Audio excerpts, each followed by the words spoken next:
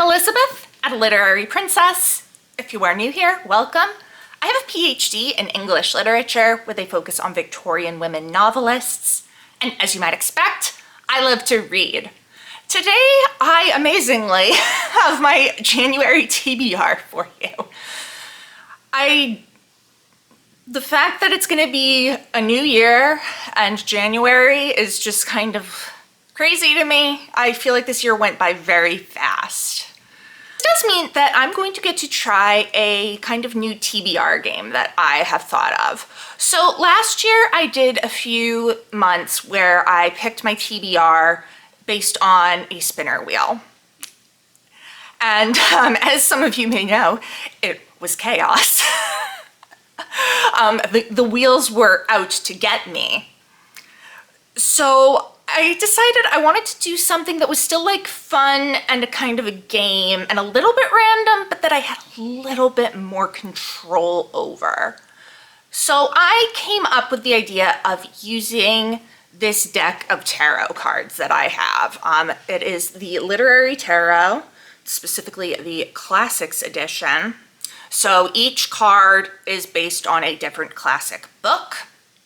I was given this by a friend, and I don't really do tarot that much. Like my friends will do a reading for me, like at a party or something sometimes, and I think I've done one reading for a friend with this deck, but it's like not something I'm huge into, like whereas other people I know are really into it. So these really just kind of sit on my shelf and they don't get used and nobody sees them, which is a shame because the art is truly, truly gorgeous. So I decided, okay, TBR Tarot. This way I get to show off the different cards. They're pretty. I get to use them in some form, even though I'm not really doing a tarot reading, but I am picking my TBR with them. So the idea is that I've picked 5 cards and I'm gonna pick a book to go with each of them. While each card is associated with a book that the art is picturing, I'm not necessarily going to read the book on the card. I might sometimes, or if it's like an author and I have another book that I wanna read by them, maybe something like that. But I think I'm mainly gonna be going off of the different meanings that are in. Hi, Pippin. Say hi.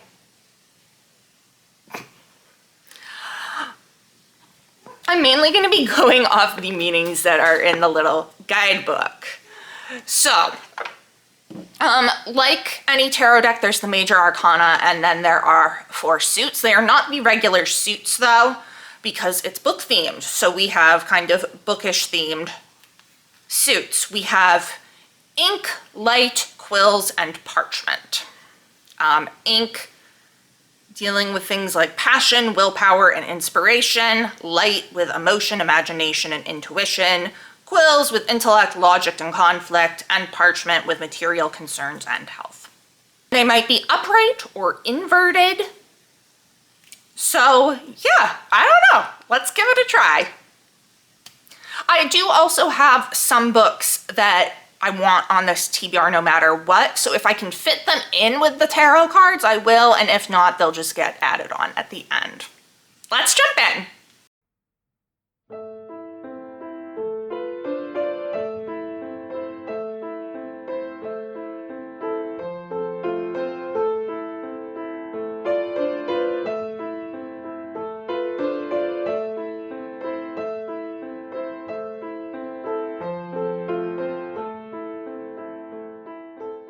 So the first card that I picked was the 7 of Parchment, inverted. It features The Lost World by Sir Arthur Conan Doyle.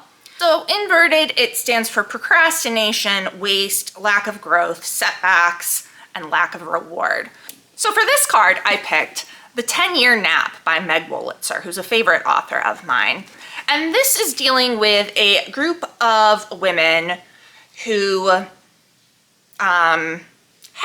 they had big dreams and big, like, they were gonna do stuff, but then they got married and had children and focused on that and to raise their children. And now 10 years later, at the age of 40, with their children older and no longer in need of their constant presence, and without professions through which to define themselves, the four friends wonder how they got here in lives so different from the ones they were brought up to expect, and why they have chosen to stay so long. So, like, this idea of procrastination, like, there's been this huge time gap, and they don't really feel like they have anything to show for it. That seemed really thematically resonant with this book. I'm excited to read this. Like I said, Wolitzer's one of my favorite authors, and she's just really good. So this is one of two that I have by her that I haven't read yet. So I'm excited.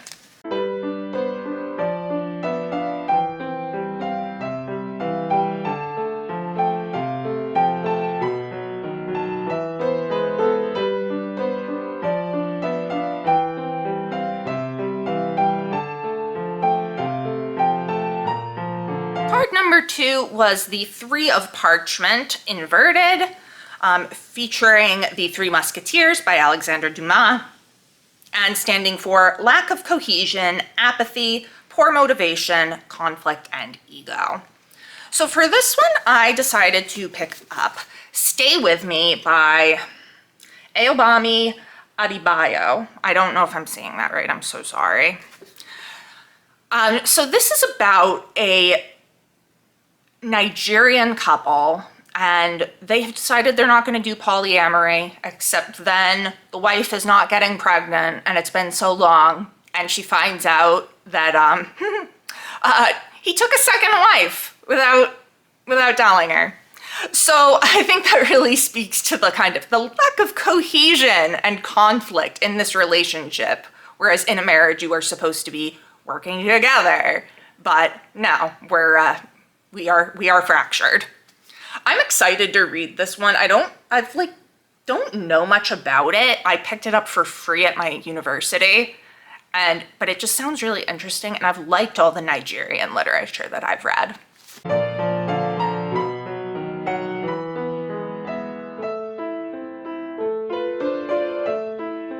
Card number 3 is The Star, and that is paired with Emily of New Moon by L.M. Montgomery, which is a book that I do want to read, but not right now. I haven't picked it for right now.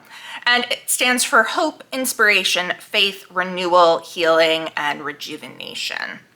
And for this, I have decided to go with Les Miserables by Victor Hugo, which the title doesn't seem like it might have much to do with, hope, inspiration, faith, all that.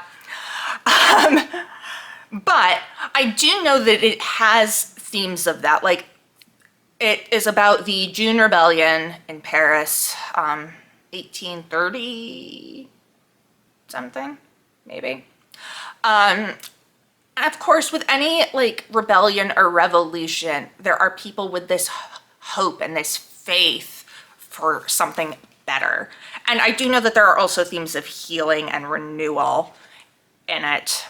So I am reading this for the Les Miserables read-along that Katie from Books and Things is hosting, and for January we're doing the first 2 volumes, Fantine and Cosette. I will have, I'm getting these for Christmas, this 5-volume bilingual edition, so it has French on one page, English on the other. I'm gonna try to read it in French, which maybe is my own having hope and faith in something that I don't know if it's gonna work, but if it's too difficult, I'm gonna switch over to the English. So I'll be reading this from January to March, and yeah, that's what I'm using for this card.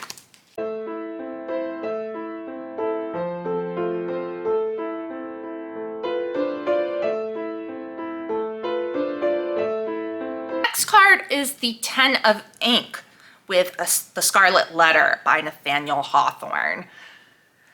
And this stands for burden, stress, obligation, burning out, and struggles. It was such a negative reading. Like, the only positive thing in here was the star. Everything else is just so incredibly negative. So for this, I decided to go with my Elizabeth Gaskell project book, which is Mary Barton. So this is about working class people in the hungry 40s in England, which there was a lot of struggle and difficulty. The father of our title character is a disillusioned trade unionist who is embittered and courageous and like trying to make things better, but it is a struggle. And then somebody's accused of murder. So I feel like that really burden, struggles, stress. There's a lot of stress in this book. This is a reread, but I don't remember it very well. So I am really interested to see what I think of it this time.